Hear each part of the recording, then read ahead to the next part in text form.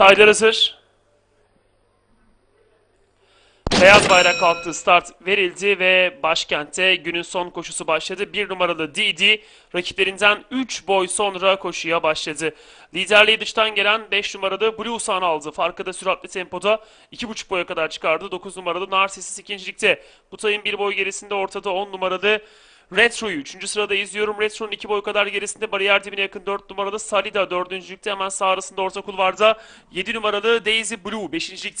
Bu safkanın hemen sağ arasında dış kulvara yakın öndeki mücadeleye katılmaya çalışıyor 2 numaralı Son of Sea. Bunun hemen sağ arasında ortada 1 numaralı DD sırasıyla Tyler viraja doğru yaklaşıyor.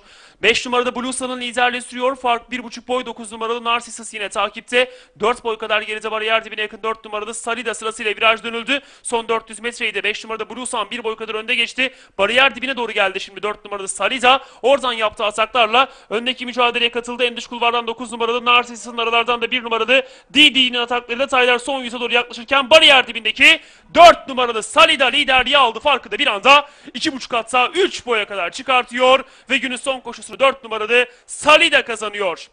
Dış kulvardaki 9 numaralı Narcissus ve içindeki 1 numaralı DD ikincilik için fotoyu birlikte geçti. 5 numaralı Blue Sun'da koşudan 4. olarak ayrıldı. Başkentte günün 8. koşusunun galibi Ahmet Çelik'le start alan 4 numaralı Salida.